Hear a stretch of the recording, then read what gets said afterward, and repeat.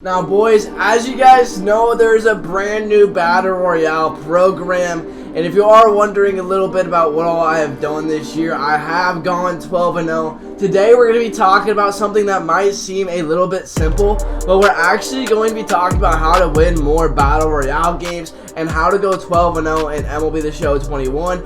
As you guys know, I've gone 12-0 before. I've done all of this, and so what we're going to do is I thought it would be a great idea to do this with the brand new season, and we are going to be going over how to win more BR games. I'm going to walk you through a draft, and I'm going to show you guys some of the things that I always do. We're just going to forfeit this entry here. I'm going to talk about kind of my draft and kind of my stuff right here, and I'm going to show you guys what you guys are going to be looking for, because the draft is one of the most important parts. How are you going to draft your team? And then I'm going to talk a little bit about strategy. Now, before we get to this video, make sure you guys hit that like button, that sub button. These things help me out an absolute ton. Tell me that I'm doing good as a creator. And if you guys do not end up doing it, I'm going to kill this little minion. You know, Despicable Me minions?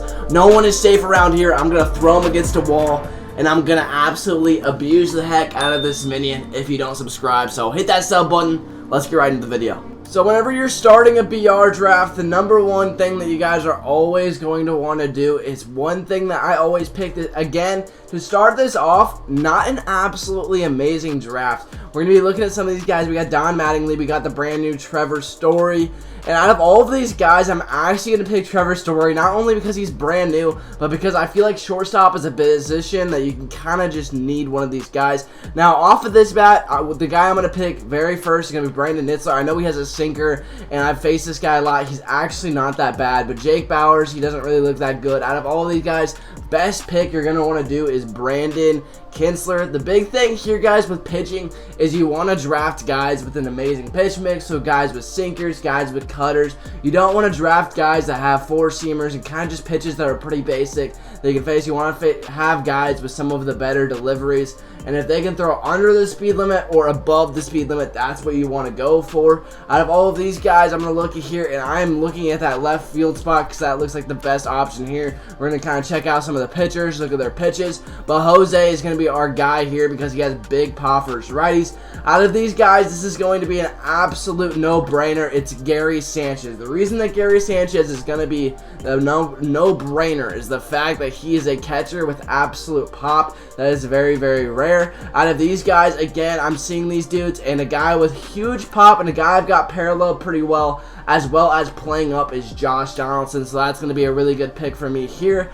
Out of the diamond round, I'm looking at these guys, and man, this is actually a really hard pick, because on one hand, you want to pick Jeff Bagwell because he has a good, he kind of has a decent swing, but he has huge pop versus lefties. I kind of want to go Mariano Rivera just because he's locked down, but I'm going to actually go Jeff Bagwell. Not an ideal choice, not someone who's absolutely amazing here. Out of these guys, I'm either probably thinking Kepler or Pagan. I don't really like Castillo. So I think I'm going to go Emilio Pagan. I know he's got that cutter. He usually plays pretty well for me, and he's playing up today, so we're going to go with him. Out of these guys now, I'm going to actually pick up my first lefty out of the bullpen. I need one of these guys fast, because I want to have about 2 to 3 lefties on my squad. Ryan Weathers, someone that I kind of think about, but out of these guys, you see this, and you're probably shaking your head right now. There is no way that you cannot take Joey Gallo. The pop is just unreal, and this guy can pretty much play any position that I want him to with pretty good defense. Out of these guys, we're going to look, I'm probably going to pick up David. I just kind of want to waste a bullpen arm. You're not always going to be able to do a lot with these. Out of all these boys, I'm either thinking Valdez or Madrigal. I'm actually going to go Nick Madrigal here. I think he's a pretty good silver with good contact, and we'll see how we do there. Out of these guys, man, this is a hard one. I kind of want to take Rizzo just so I can take Rizzo, but I'm going to take Eovaldi. Eovaldi's going to throw 99 with a cutter. Dude is absolutely disgusting. Out of these guys, again, no one's going to be good. I'm picking a bum center fielder that's going to be speed off the bench. Out of these guys, I'm actually going to pick up Brendan McKay. I know a lot of people would pick up Billy Hamilton here, but Brendan McKay can two-way a little bit, and he's got that cutter. He throws below the speed limit. I like him a lot, so we're going to pick with him.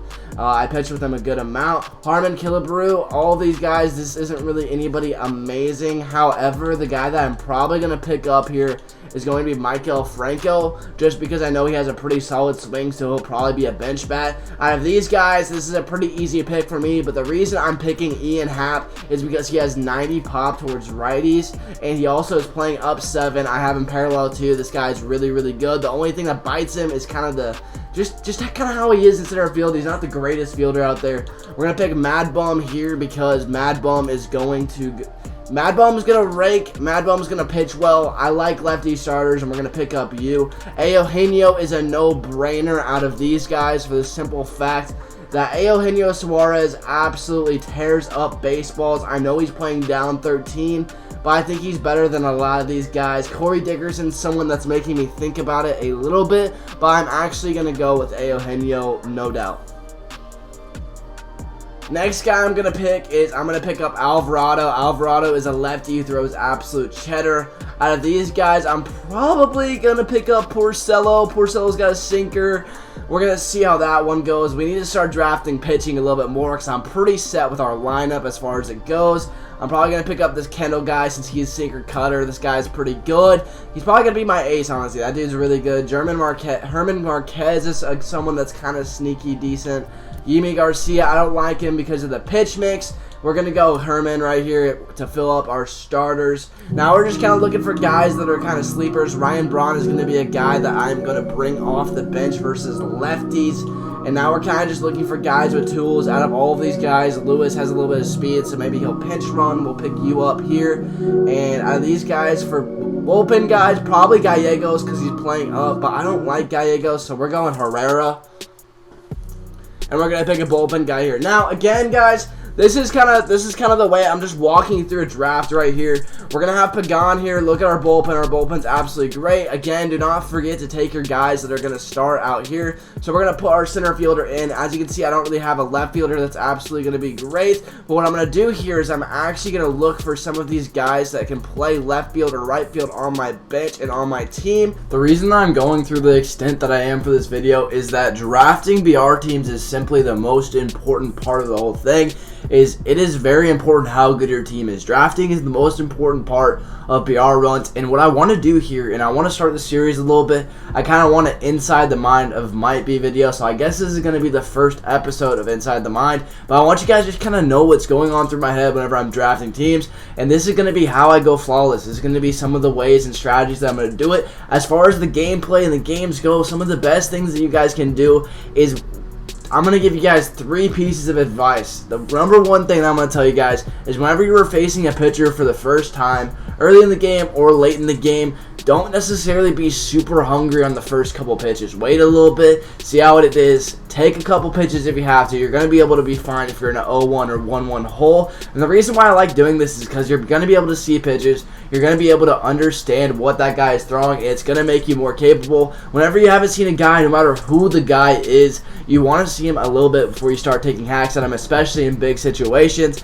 I understand there's some situations where you can't actually do this, but it is a very big, important thing to do. Number 2 is kind of stay level-headed. Now, BR is crazy. BR is a game mode where you can go way up to way down. There's so many little different things. 5-run innings, 7-run innings, they all happen. Just don't let up till the last out. I know I have innings where I have games where I suck the first 2 innings, getting like a 3 or 4 run drought, and then in the bottom of the 3rd, I score 5 and win. And the reason I'm able to do that, and it's not only because I'm a little bit of an advanced player, but it's because I understand how BR works. I understand that it's crazy. I understand that it's highs and lows, and I understand that there's no lead too big in BR. It's never over till the fat lady sings. Keep on going and keep on fighting. The last thing I'm going to say in BR for my 3rd and final tip that's going to cap off the video is just make sure that you guys try not to take pitches off. Now, Battle Royale is one game mode that it's 3 innings. It's a short game mode. You can make one bad pitch in BR, be up 2-0,